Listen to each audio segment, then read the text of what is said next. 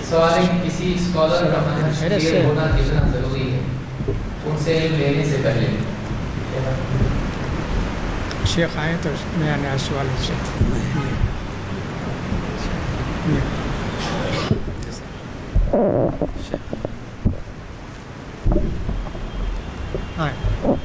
بتا سوال.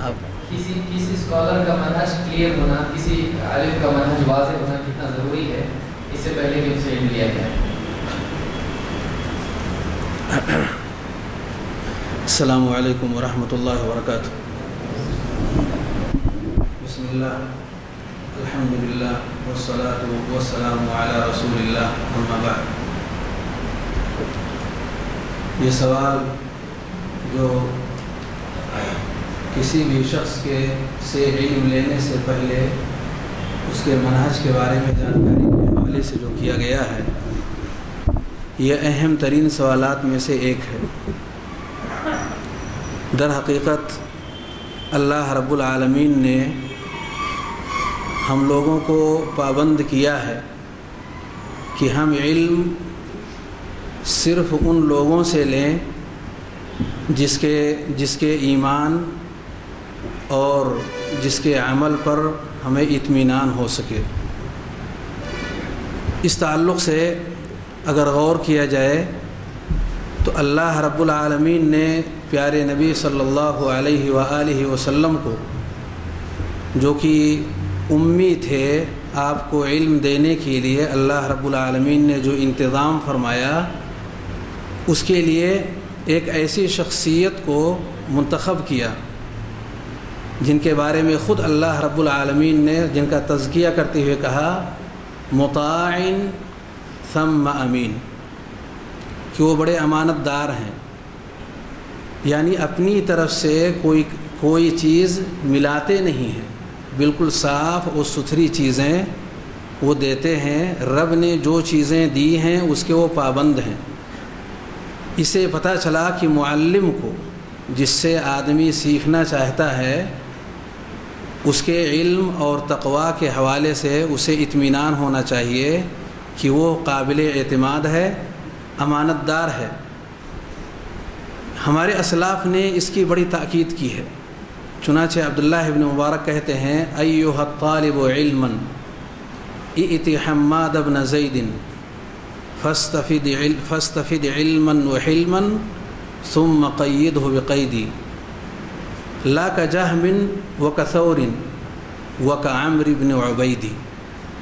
صاف لفظوں میں انہوں نے کہا کہ اگر آپ سیکھنا چاہتے ہیں تو ان لوگوں سے لیں جن کے بارے میں پورا اطمینان ہے، وہ قابل اعتماد ہیں. نام لیتے ہوئے انہوں نے صراحت کیا، جیسے کہ حماد بن زید ہیں، مشہور اور معروف محدث، جن کے اہل سنت ہونے میں نہ صرف یہ کہ شبہ نہیں بلکہ وہ اہل سنت کے امام ہیں.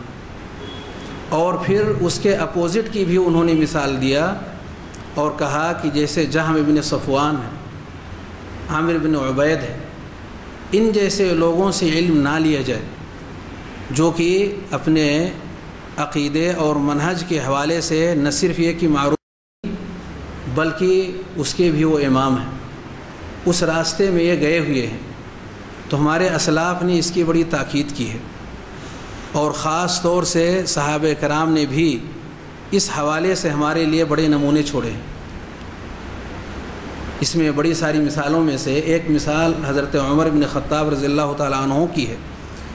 ان کے پاس خط لکھ کر کے اجازت لی گئی کہ حساب کے میدان میں ایک ایسا شخص ہے کہ جس سے استفادہ کیا جا سکتا ہے، مگر وہ نصرانی ہے.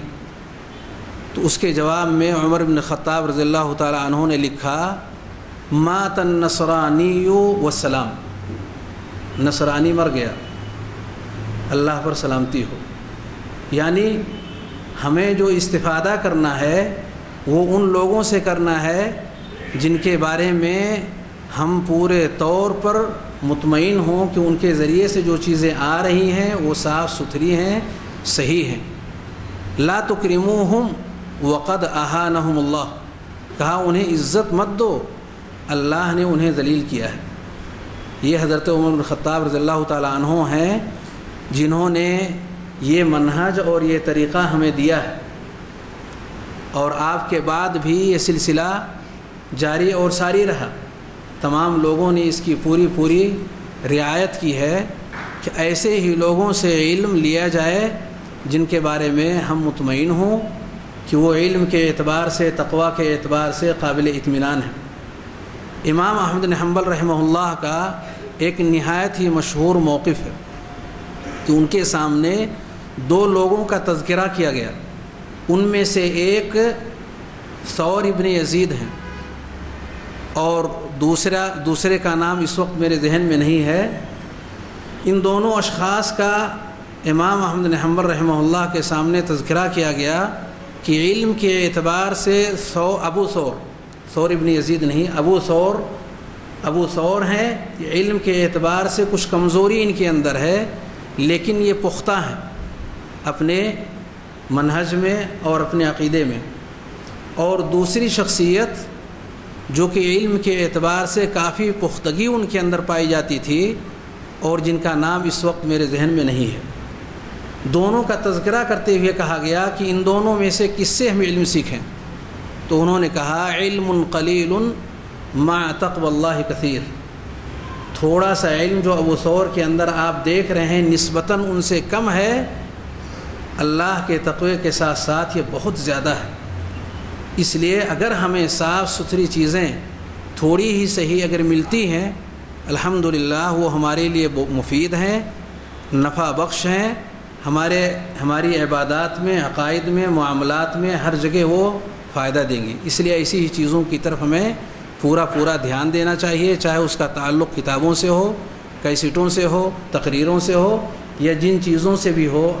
جب تک ہمیں یہ نہ معلوم ہو کہ یہ مجہول شخصیت کون سی ہے، ہمارے اہل علم اس کی وضاحت نہ کر دیں، ہمیں ایسی چیزوں کی طرف آگے نہیں بڑھنی چاہیے۔ اس کا یہ مطلب بھی نہیں کہ عوام الناس میں سے ہر شخص آگے بڑھے اور ہر ایک پر رد و قدح کرنا شروع کر دے، وہی اپنا مشغلہ بنا لے، بلکہ یہ کام اہل علم کا ہے، وہ ان تمام معاملات کو ذمہ داری کے طور پر دیکھتے ہوئے لوگوں کی رہنمائی کریں گے۔